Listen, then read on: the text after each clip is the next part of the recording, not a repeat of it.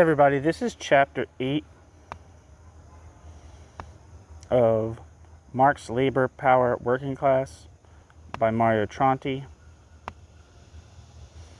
translated by David Broder.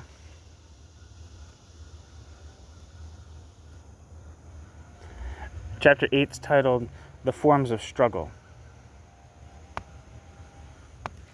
So here we go, let's rock.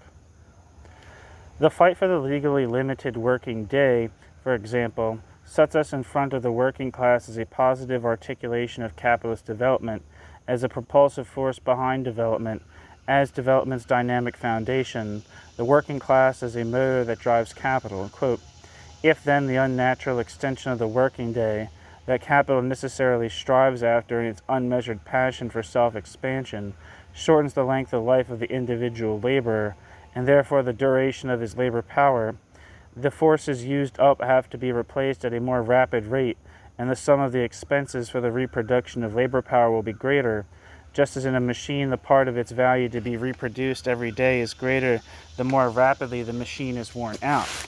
It would seem, therefore, that the interest of capital itself points in the direction of a normal working day, end quote.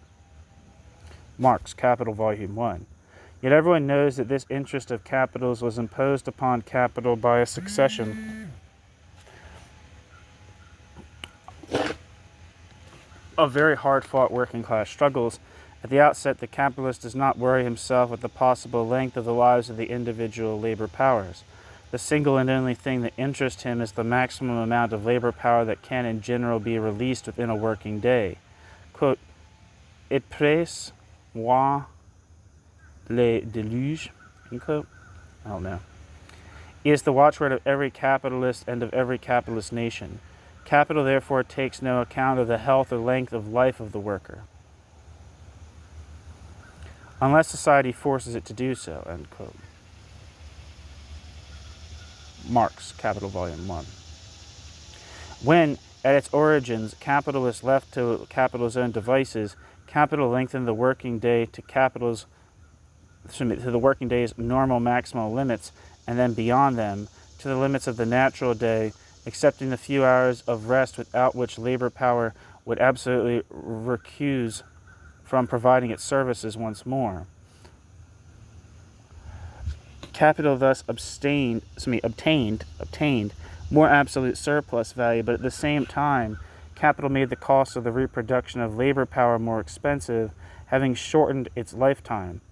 This, moreover, violently hit the workers' living conditions, and they indeed were the first to react. Quote, as soon as the working class, stunned at first by the noise and turmoil of the new system of production, had recovered the working class's senses to some extent, the working class began to offer resistance, first of all in England, the native land of large-scale industry, end quote. Capital, Volume 1. The first consequence was the Factory Act of 1833, which dates the existence for modern industry of a normal, ordinary working day prescribed by law. From there began the successive series of coercive laws on the limitation of labor time. In the working class attempt to shorten this labor time and in the capitalist resistance to conceding this shortening, the level of the workers' class struggle grew. The internal history of the Chartist movement itself ought to be seen in terms of the needs of this struggle. For Engels, in his Condition of the Working Class in England, quote, the movements against the New Poor Law and the 10 Hours Bill were already in the closest relation to Chartism, end quote. Engels. When the working class population of industrial districts of the Northwest entered into play, when the proletariat of Lancashire and Yorkshire took it to the streets, quote, moral force, end quote, quote, moral force Chartism, end quote, collapsed, and the violent appeal to physical force took its place. It was at this moment that Fergus O'Connor counterposed the, quote, guance non ras, I don't know, I think that might be Italian, I don't know, I'll try to pronounce it anyway. It was at this moment that Fergus O'Connor counterposed the, quote, guance non race dalle mani colosse e dalle ghiacce di Fustagno, to the skilled artisans of the London Workingmen's Association. Not least given the movements in Manchester in 1842, Engels would say, quote, "In general, all the workers employed in manufacture are one for one form or the other of resistance to capital and bourgeoisie, and all are united upon this point, that they, as working men, a title of which they are proud, and which is the usual form of address in Chartist meetings, form a separate class, with separate interests and principles, with a separate way of looking at things in contrast with that of all property owners." End quote.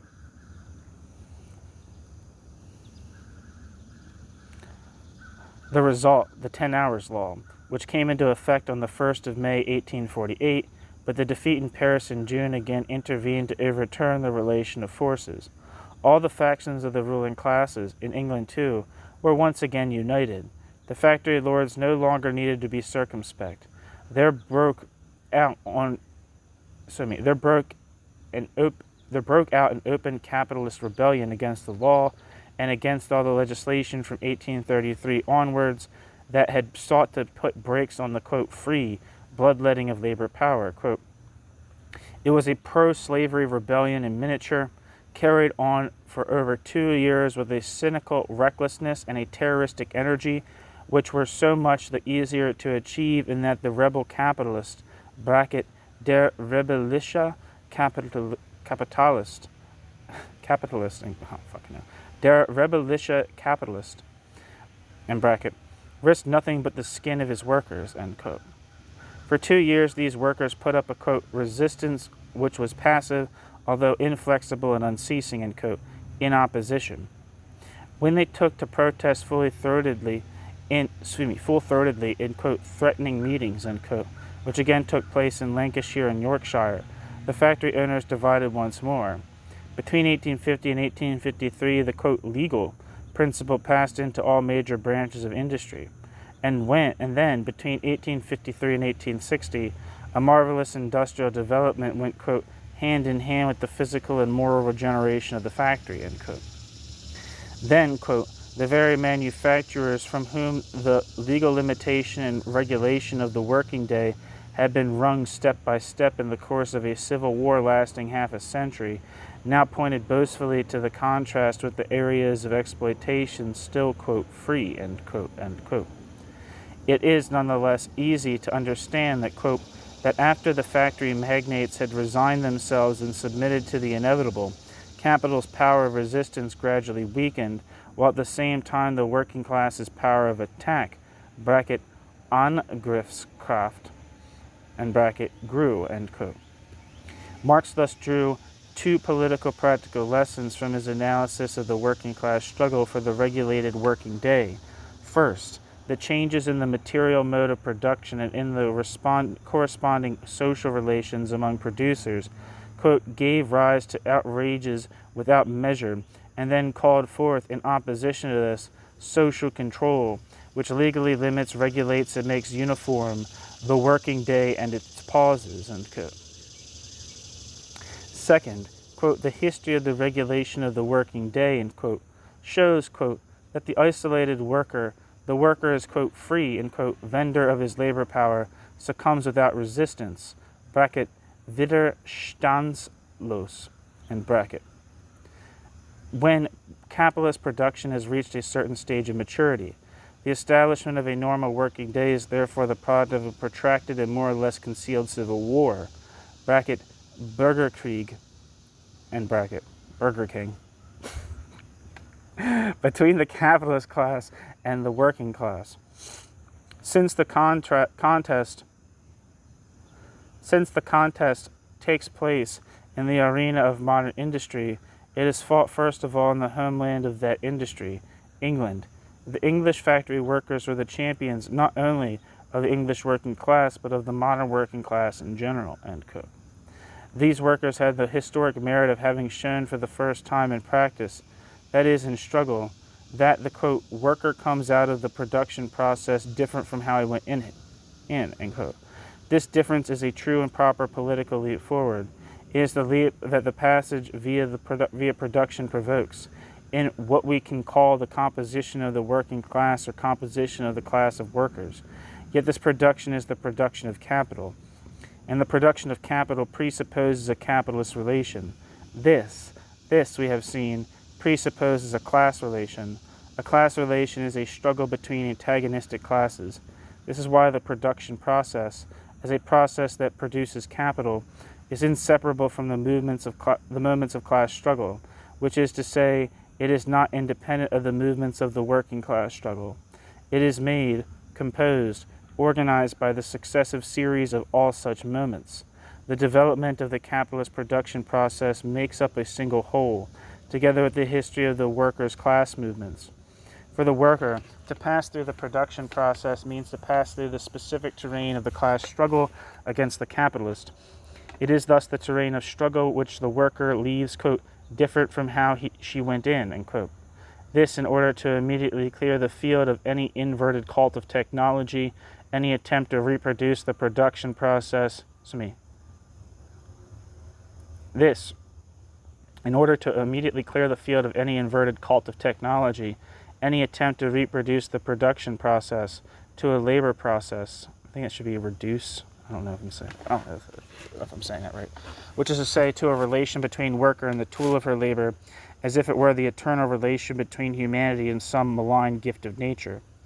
This is important in order to avoid falling into the trap of reification processes, which are always preceded by an ideological lament for the living life of the machine operative, reduced to a dead object, and always followed by the mystical cure for this workers' class consciousness, as if in the search for modern humanity's lost soul. It is the viewpoint of the individual capitalist which sees the working class struggle as a moment, however impossible to eliminate, of the production process. Conversely, from the working class point of view, and in production, this can no longer be the viewpoint of an individual worker. The opposite is true. Once more, the production process is revealed to be a moment, again an ineliminable moment, of the working class struggle. That is, it is revealed to be the tactical terrain most favorable to the development of this same struggle.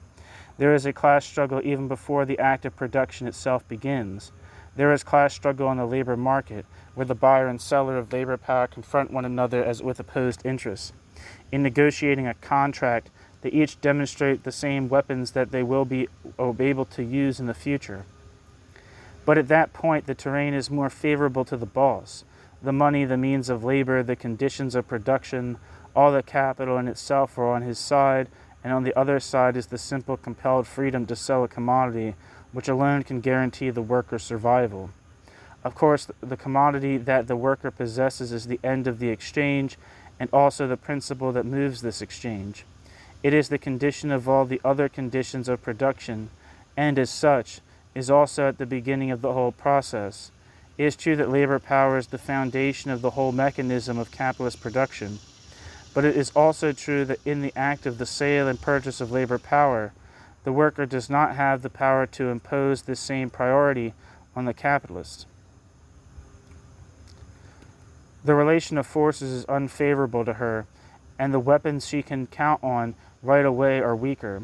The will to struggle and the consciousness of the need to wage this fight may not be lacking. Rather, what are lacking are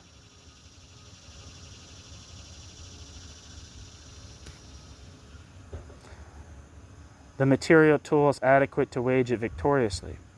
There are good reasons why the heroic history of proletarian revolts is a history of bloody defeats for the working class. But this is the school of the class struggle, and it is necessary to learn from this.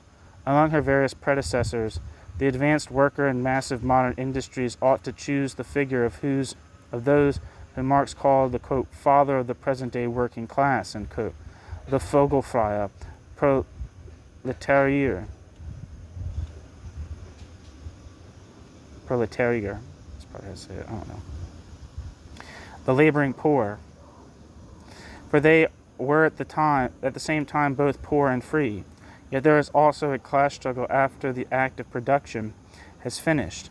In the distribution of income, when it comes to sharing the fruits of workers' labor among the classes recognized by society. Everyone knows that the extravagant laws of distribution are compiled in the dark laboratory of production, and that the question of who among all the state's citizens will have more and who will have less depends on the relations of force established therein by the two classes.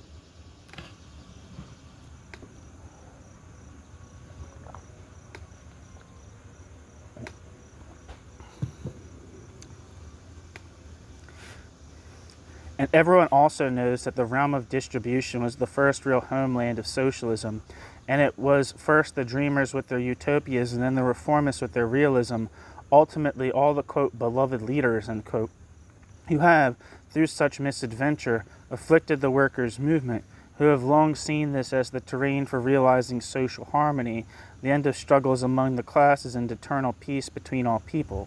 This, of course, after a fair profit has been secured for the capitalist, a fair wage for the workers, a state that is fair to its citizens, and a fair salary for its functionaries. Here, too, the relation of forces for the working class side is unfavorable. When it comes to distributing what has been produced, the whole jurisdiction over distribution is already in the hands of those who have exercised command over production.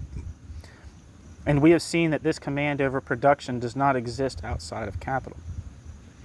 The general dictatorship of capital and capital's political power concentrated within the state machine are nothing other than an extension into society of the capitalist command over the production of capital.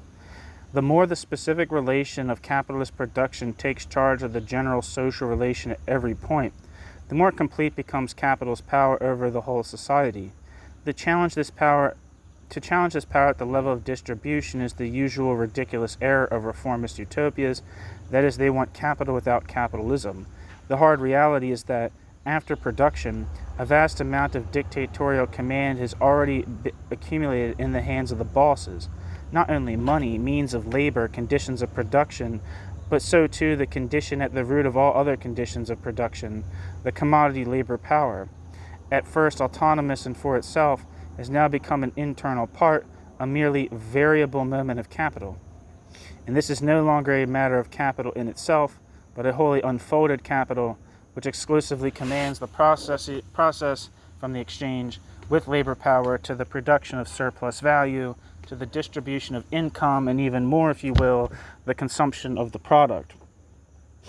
And the exclusive forms of its command are, in turn, summed up not in the mediating jurisdictions of the single modes of public governance, but in the singular continuity of that always one side of the oppressive machine that is state political power.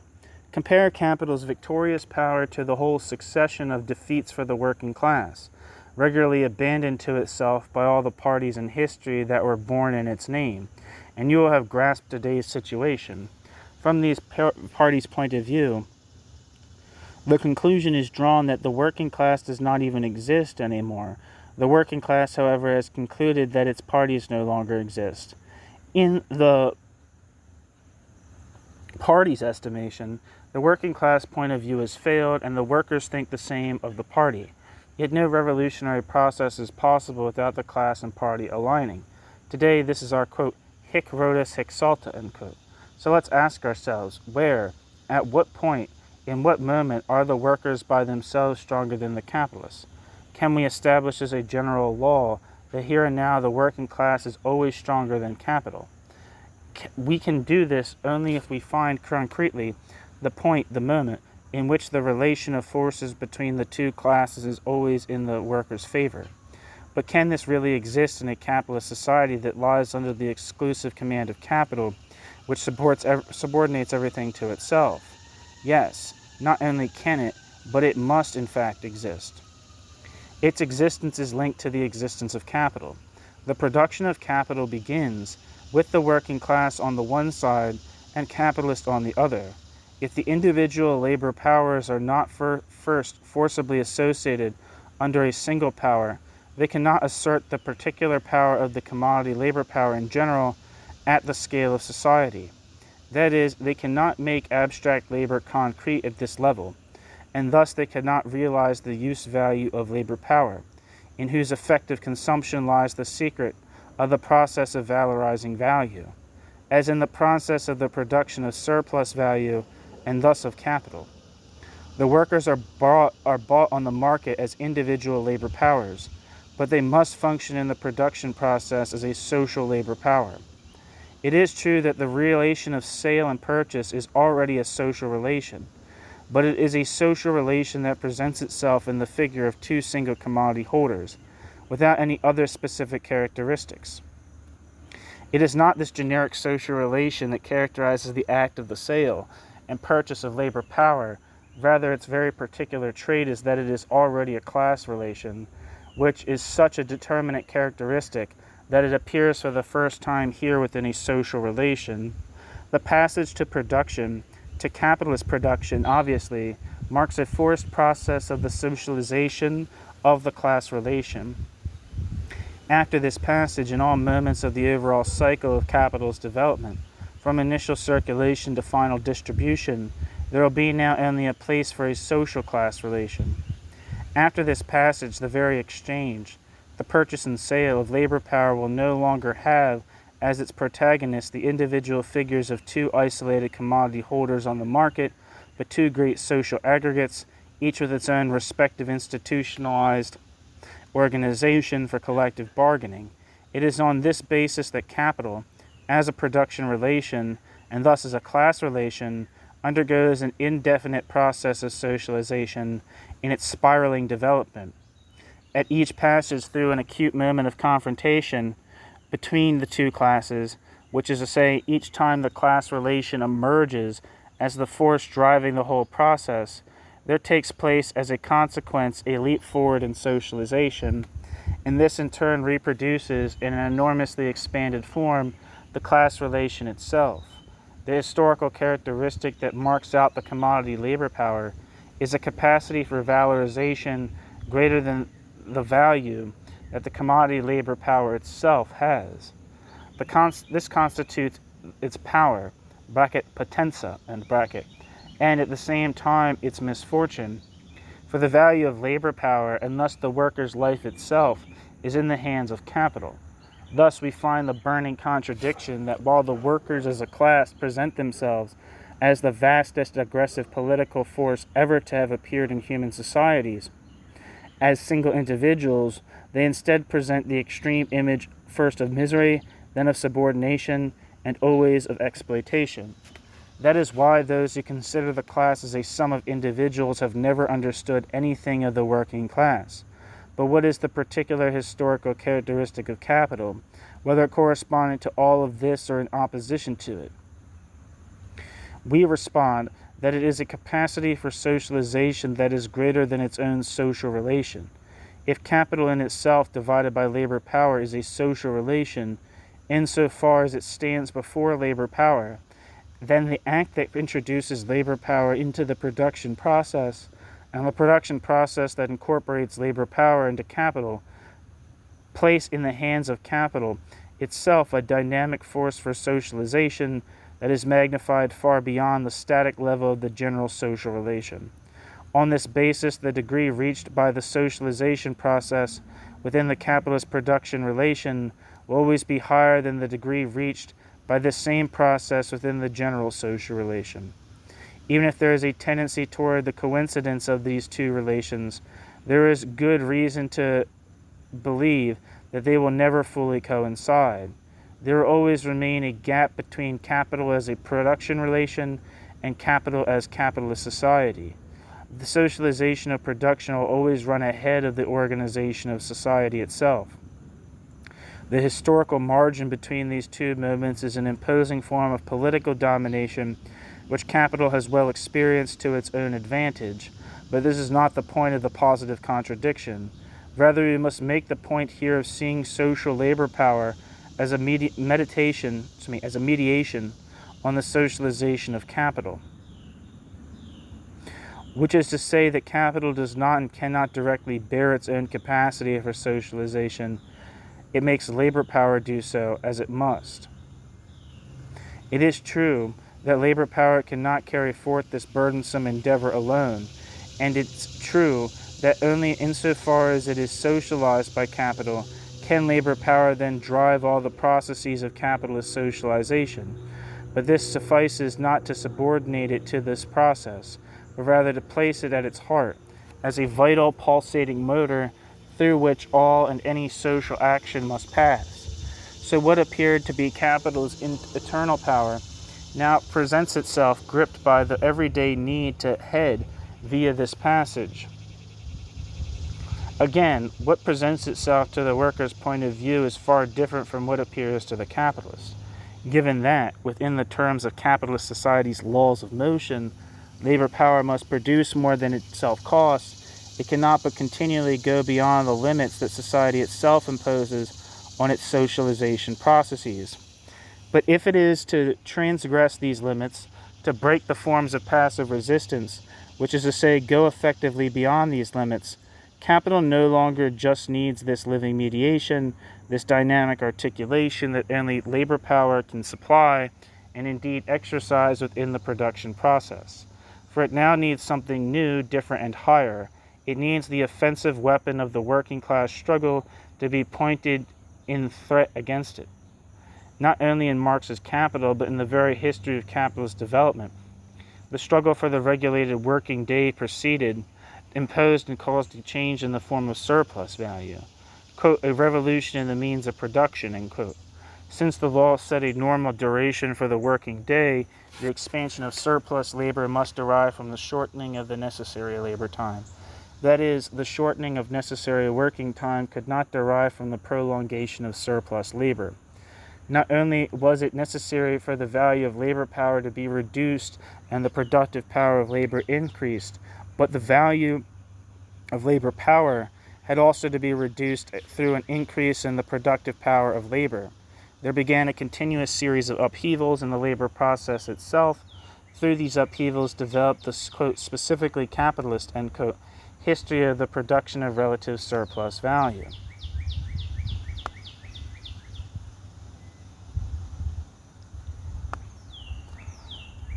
The working class struggle had thus imposed capital's own interest upon it. That is, capital had imposed capital's own interest on capital's self via the mediation of the working class struggle. And this fact is no exception within the history of capitalist development. This time it is a model not so much of struggle as of the conclusion of the struggle, which would repeat itself in different forms at various levels of that development. Indeed, we should avoid confusing the forms of struggle with the use that the stronger of the two sides in that moment makes of the struggle as such. When workers struggle, the workers do so to defeat the boss, not in order to develop capital.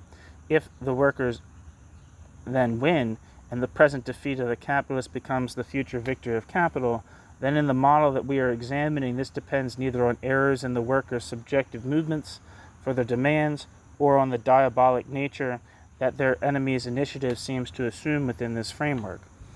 Rather, it has to do with a wholly objective mechanism that effectively puts the active factor in the whole process within the variable part of capital, in capital as living labor, which is to say in labor power as capital, and this active factor is that, quote, negative side of the antithesis, end quote, that, quote, internal agitation, end quote, which, for good reason, we now see no longer expressing itself in the concept of the proletariat, but coinciding, merging, becoming identical with the act of the working class struggle. In this sense, we can say that in the modern working class struggle, there are never decisive victories and defeats.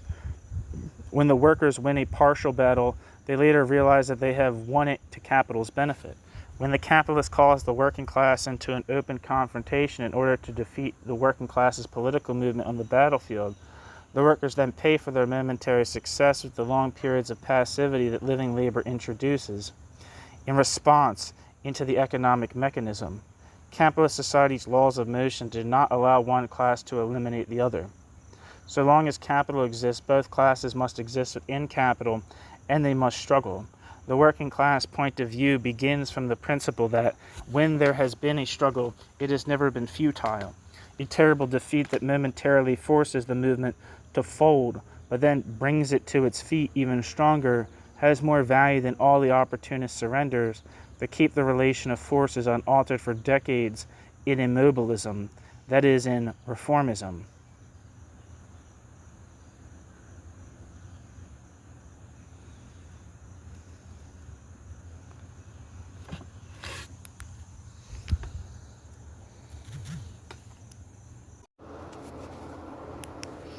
And yet we should not forget that from the working class side, rejection of the struggle can, in certain cases, itself be a form of struggle. Such is the case when the working class mediation of the capitalist interest has been fully unveiled and is visible to the naked eye, while, at the same time, presenting itself as too urgent and necessary for capital's immediate needs and, moreover, cannot in that moment be managed by the workers directly and must by necessity be placed in the hands of their false representatives. This is the point at which, faced with the capitalist need for the working class to take the initiative, the workers spontaneously respond in mass with a passive attitude toward the struggle, with the passive rejection of the working class struggle itself. It is possible to get a general sense, within such a response, of the presence of a new type of contradiction, a new way in which the continual historical separation between labor power and capital presents itself. For it now turns up mediated by the separation between the workers and, quote, their organizations, between the working class and the workers' movement. Certainly this line of argument is not easy to grasp. If a mass of concrete historical experiences shows all this, the whole tradition of vulgar Marxist thought, which is the only tradition of thought that the working class finds behind it, fiercely denies it. We cannot, moreover, start out by refuting the various moments or passages in this tradition. We would draw nothing from this, and the demands of the polemic would suffocate the impact of the new hypotheses. And yet these hypotheses are precisely the thing that we need to work on before anything else. Articulating in principle the theoretical premises at their foundation, and ultimately pulling together the practical consequences that derive from them. These consequences are decisive for the choice of these premises. The form of struggle on the working class side is chosen on the basis of which form can impose the greatest possible damage on the boss in the moment. The form of science is chosen from the working class point of view on the basis of which weapons this form can provide for fighting capital. Neither the forms of science or those of struggle are given once and for all. For Marx, historical materialism, the attempt to reconstruct the whole history of human societies in terms of principle of class struggle, was probably a means of practically overturning, on the terrain of science, the bourgeois ideological thesis that capital has an eternal history, as well as an alternative way of counterposing to this a subaltern history of the exploited classes, for the purposes of the struggle, without doubt to consider historical materialism still now to be the modern form of working class science, means to begin writing this science of the future with a medieval scribe's quill. We think that, with every upheaval that starts a new era in the history of working class struggles, the working class point of view is posed this question of changing the form of its science. The fact that this change has not taken place, even after the greatest practical overhaul that the workers have provoked in the contemporary world, is at the roots of all the difficulties of Marxism today. We will need to return to this. And that's the end of chapter 8 of Marx, Labor Power, Working Class by Mario Tronti. Chapter 8 was titled Forms of Struggle. Thanks so much for listening.